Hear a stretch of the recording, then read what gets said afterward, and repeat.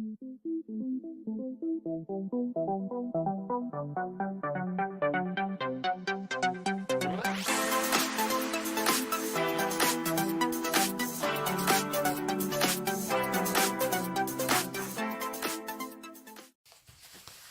de l'ERC, bonjour. Alors aujourd'hui, nous allons vous présenter le Pirate XTS. C'est un monster truck à l'échelle 1/10 de chez T2M. Alors pourquoi ce monster truck? Alors c'est une voiture que m'a passé Cyril de modélisme34.fr et c'est la voiture qu'il va utiliser. Il a inscrit notamment au club de Pézenas et il voulait un 1/10 pour s'amuser. Et il voulait pas s'embêter avec une voiture de compétition, où les modèles changent tous les 4 matins, où il faut gérer les pneus, tout ça. Alors il voulait un engin fun, et surtout un engin qui vend, donc qui puisse conseiller ses clients.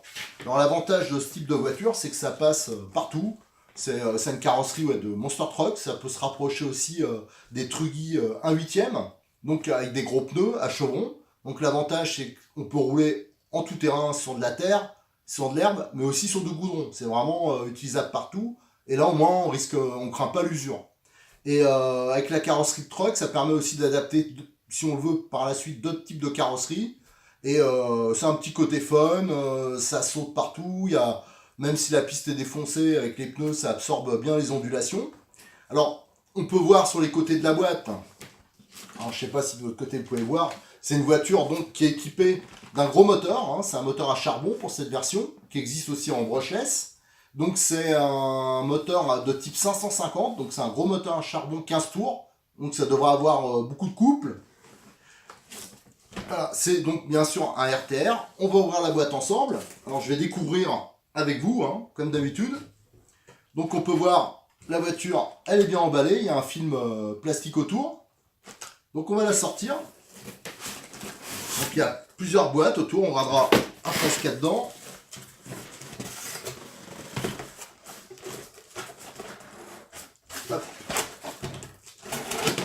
Elle risquait pas de tomber la voiture, il n'y a pas de problème. Donc comme c'est la voiture à Cyril, on va pouvoir déballer, parce qu'il y a un film plastique, normalement on ne pourrait pas le faire pour une simple présentation. Donc on peut voir dans la voiture, il y a une notice de chez T2M, donc qui est en français. Donc ça c'est un bon point, parce qu'il y a des fois des kits, il n'y a pas de notice en français. Donc on retrouve une notice pour la radiocommande, donc je vérifie qu'elle est en français aussi. Attendez, oui, c'est en français. Une notice, là on peut voir, c'est pour le contrôleur. Donc le contrôleur qui accepte des accus brushless et des accus, des accus LiPo et des accus NiMH. Et la notice, donc je vous la présenterai bien sûr, cette voiture va être présentée sur RC Mag, on va la démonter, on va la décortiquer, et vous pourrez suivre ses évolutions, ce qu'on peut améliorer. On fera des vidéos aussi.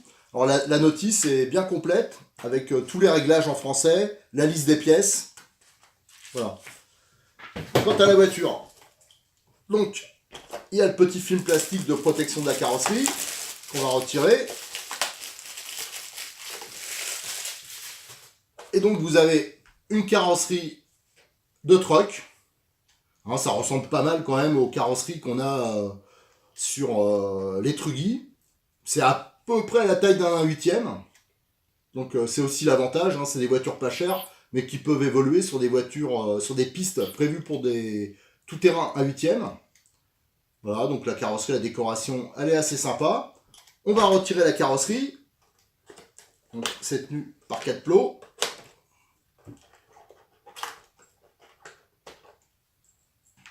Donc là, sur le côté, j'ai laissé tomber, il y a le petit tube d'antenne qui était fourni dans la boîte. Donc la carrosserie, la décoration est assez sympa. Donc c'est du Lexandre, c'est assez épais. Voilà, je pense qu'il n'y a qu'une seule décoration, d'après ce que j'ai vu. Alors là, vous avez la voiture. Donc la voiture, déjà, il y a un châssis aluminium. Donc c'est assez rare sur ce type de voiture. Il y a des bavettes en Lexandre pour protéger la voiture. On peut voir que c'est une transmission par cardan. Des pneus à chevron donc, qui sont assez tendres. Donc l'accroche, elle devrait être quand même très bonne, même en tout terrain. Ça devrait être assez polyvalent et surtout, avec le diamètre, l'amortissement il devrait être vraiment pas mal. On peut voir sur la voiture, il y a un radiateur en aluminium, la transmission est étanche. On peut voir que les triangulations avant-arrière sont identiques. Voilà. Allez, maintenant on va regarder ça d'un peu plus près. Donc on va regarder un peu plus près la voiture. Alors on peut voir, donc c'est une transmission à cardan. Donc il n'y a pas de différentiel central. Mais la transmission, on peut voir, elle est protégée sous un carter. Donc ça protège la transmission, la couronne, le pignon moteur de la poussière. On peut voir le moteur, donc c'est un modèle 550 à charbon. Donc par rapport au modèle 1 dixième, généralement c'est des 540. Il est plus gros, plus long, vachement plus coupleux. Donc c'est un 15 tours. Et d'origine, il est équipé d'un radiateur en aluminium. Donc ça va favoriser la dissipation de la chaleur. On peut voir au niveau, donc c'est des cardans bien sûr goupillés en acier. Que vous avez sur la transmission centrale.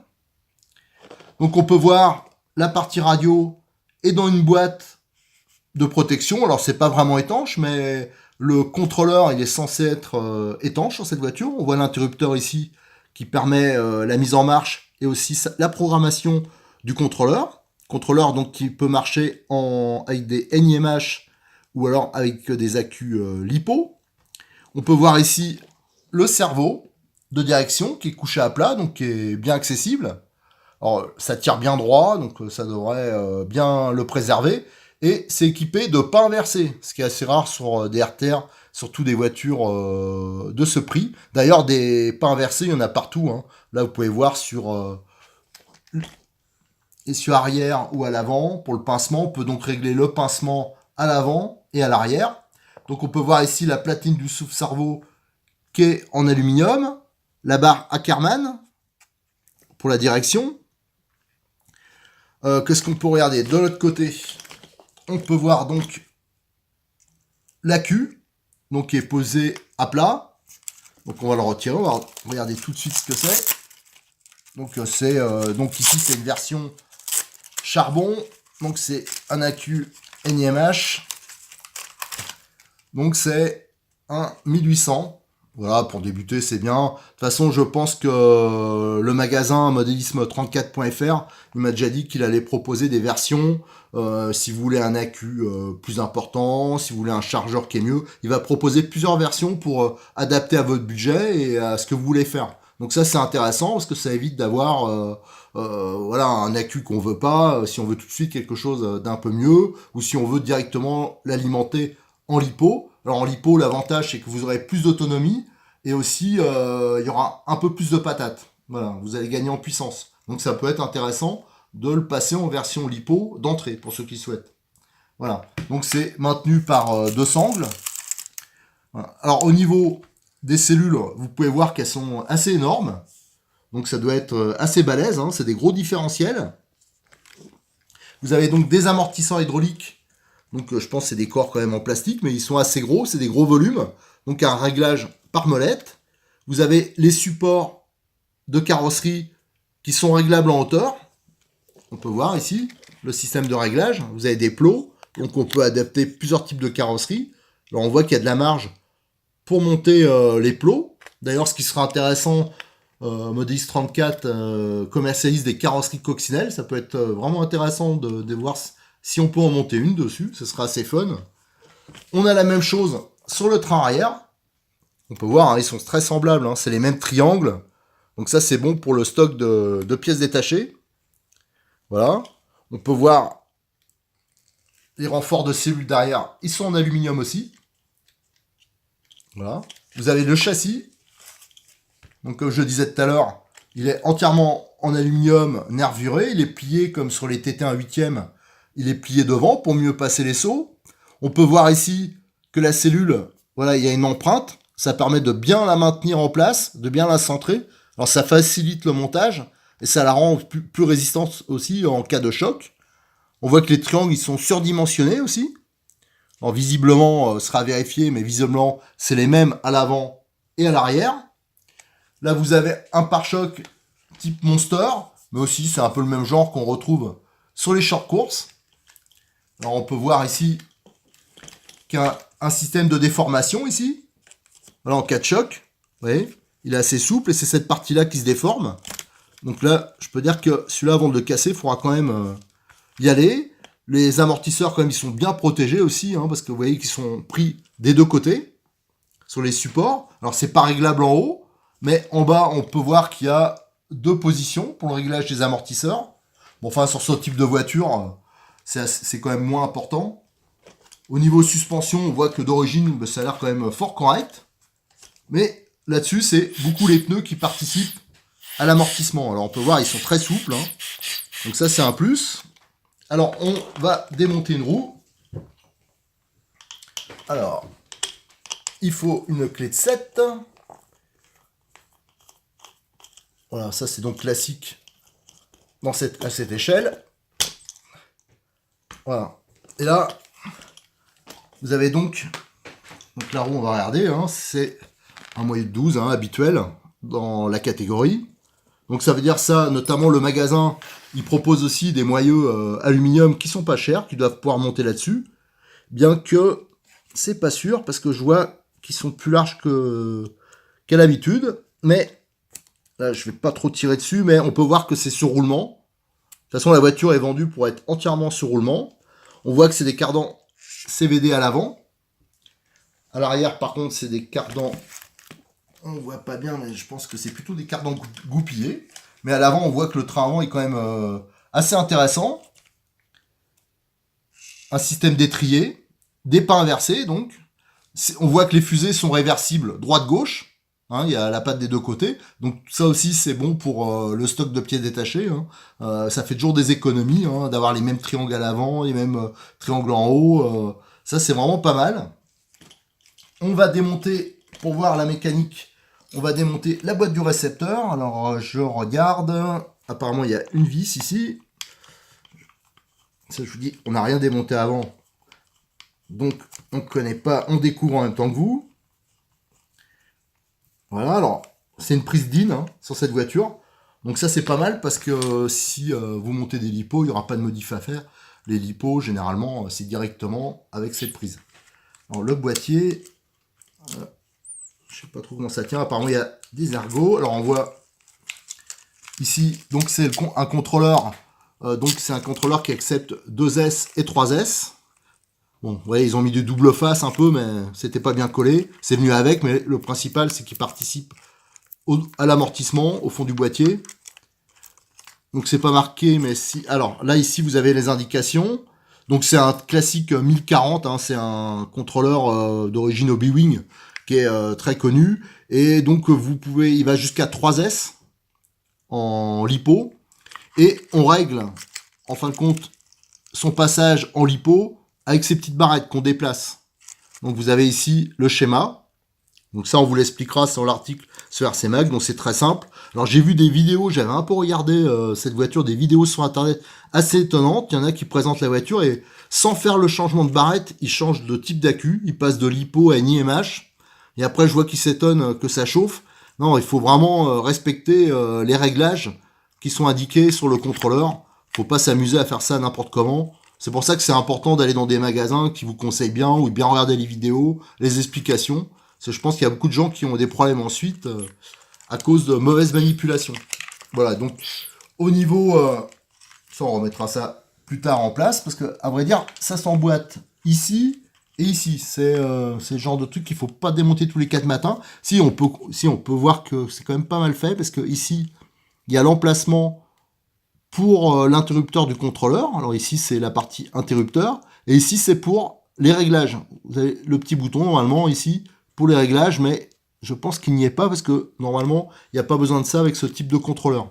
Et là, vous avez le tout petit récepteur 3 voies.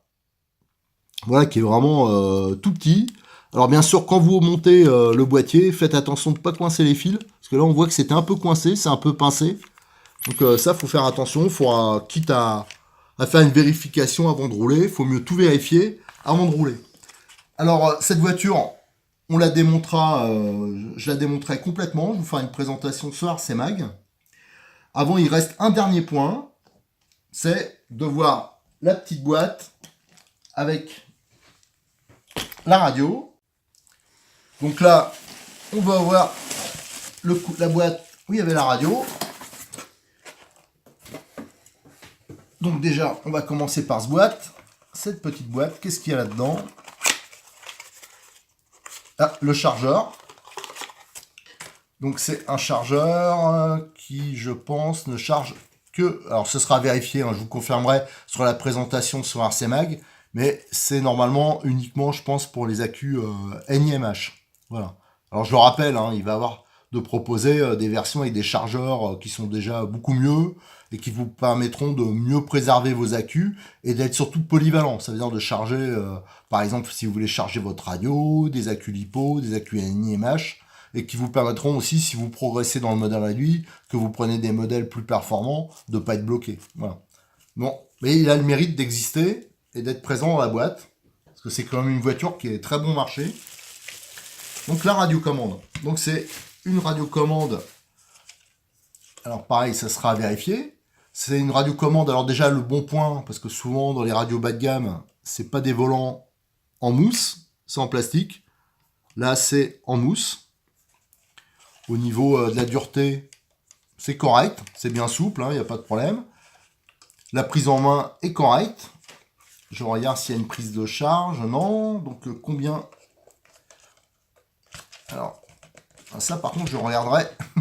Je vous avoue que j'arrive pas à ouvrir la boîte, là. Je vais pas insister. Je regarderai bien la notice. Mais normalement, c'est 4 accus. Vous avez ici l'interrupteur pour une 3e voie. Parce que ça, cette voiture, elle est vendue avec d'autres modèles de chez T2M. Et donc ici, c'est pour la 3e voie. Vous avez ici tous les réglages. Donc là, je suis à l'envers, mais vous avez ici les trims. Vous avez les inversions. Vous avez aussi pour blinder la voiture entre l'émetteur et le récepteur. Et vous avez ici, c'est le réglage du débattement. Voilà, pour réduire ou augmenter le débattement de votre direction. Voilà. Voilà, c'est une radio simple, correcte, je veux dire, pour ce genre de modèle, c'est largement suffisant. Alors, je vous donne donc rendez-vous pour la suite de la présentation sur le forum de rcmag.com. Nous allons démonter la voiture, nous ferons des tests, et aussi on essaiera de faire des améliorations. Voilà. À bientôt sur RCMag, et merci encore à modélis34.fr de nous avoir fourni cette voiture pour présentation. Merci, au revoir.